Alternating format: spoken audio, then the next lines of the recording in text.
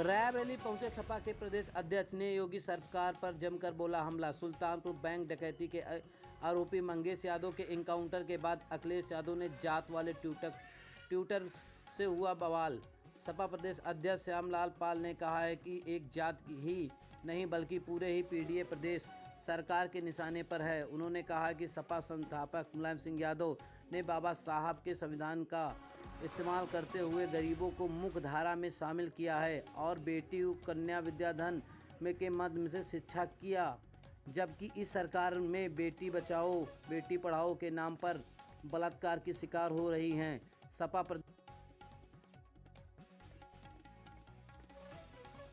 राष्ट्रीय अध्यक्ष ने एक ट्वीट किया है जिसमें प्रदेश सरकार की पुलिस एक ही जात को टारगेट बना रही है। प्रदेश सरकार एक जाति को टारगेट नहीं बना रही है, वो पूरे पीडीए को टारगेट बना रही है। इस देश में पिछड़ा, दलित, माइनॉरिटीज जो बाबा साहब डॉक्टर अंबेडकर जी के संविधान में ऐसे लोगों की तरक्की की बात दिया, तमाम एक्ट्स दिए, उन सभी लोगों के लिए सरकार खतरनाक है। इसलिए खतरनाक है कि बाबा साहब ने शिक्षा को सर्वोपरि स्थान दिया। जिस समाज में शिक्षा नहीं थी और शिक्षा की अंधेरी गलियों में बाबा साहब डॉक्टर अंबेडकर के संविधान के द्वारा धरती पुत्र नेताजी मुलायम सिंह यादव जब भी प्रदेश में उनको अवसर मिला,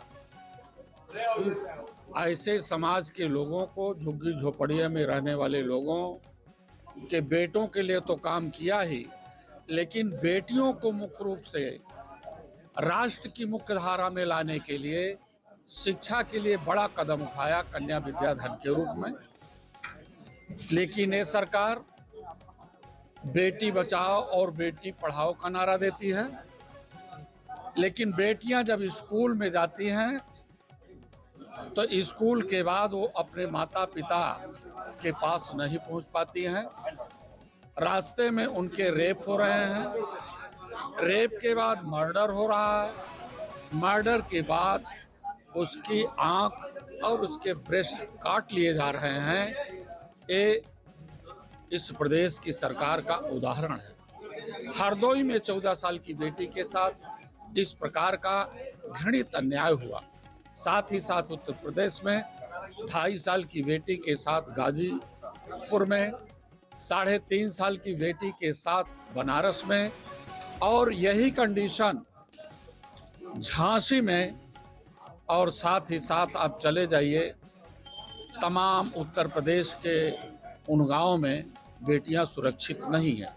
और उत्तर प्रदेश की बात तो छोड़ दीजिए, पूरे प्रदेश में नज़र डालेंगे तो निश्चित रूप से ये बेटियां सुरक्षित नहीं हैं और पूरे देश का मानव अपने जीवन से भयभीत है। कोरोना टाइम में जो इन्होंने ताली थाली बजवा करके लोगों के अंदर एक भ्रम की स्थिति पैदा की, इन्होंने वैक्सीन के माध्यम से लोगों के शरीर में जो शिक्षा देनी चाहिए, उनका मानसिक प्रेशर दूर हो शिक्षा के माध्यम से, लेकिन इन्होंने पॉइजन का वैक्सीन देकर के लोगों को भयभीत कर दिया है।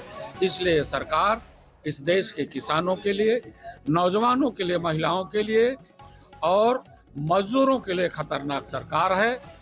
और प्रदेश की जनता, मुख्य रूप से उत्तर प्रदेश की जनता 2024 के चुनाव में जिस तरह से समाजवादी पार्टी के राष्ट्रीय अध्यक्ष और सामाजिक न्याय की मांग करने वाले कि देश में जाति जनगणना हो, उन पर बड़ा भरोसा करके, उम्मीद करके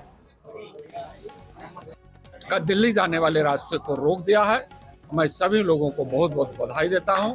आने वाले दिनों में इस देश में संविधान चलेगा, लोकतंत्र चलेगा और ओबीसी, एससी, एसटी के जो आरक्षण के साथ अंदर खाने से रोकने का काम किया गया, जैसे न्यायालय के बावजूद भी 69,000 शिक्षक भर्ती में जो इन्होंने 19,000 लोगों के साथ घोटाला किया, तमाम छानबीन के साथ 6,500 निकले। न्यायालय के आदेश के बावजूद भी ये पीछे वाले दरवाजे से प्रदेश की सरकार, योगी जी उन लोगों को सर्वोच्च न्यायालय में भेज दिए हैं। इसलिए ये रोजी रोटी नहीं देना चाहते हैं। ये पूंजीवादी व्यवस्था और सामंतवादी व्यवस्था के पोषक हैं। ये पेपर लीक के माध्यम से पूंजीपतियों को नौकरी देना चाहते हैं, किसानों को, बेटे और बेटियों को नहीं देना चाहते हैं।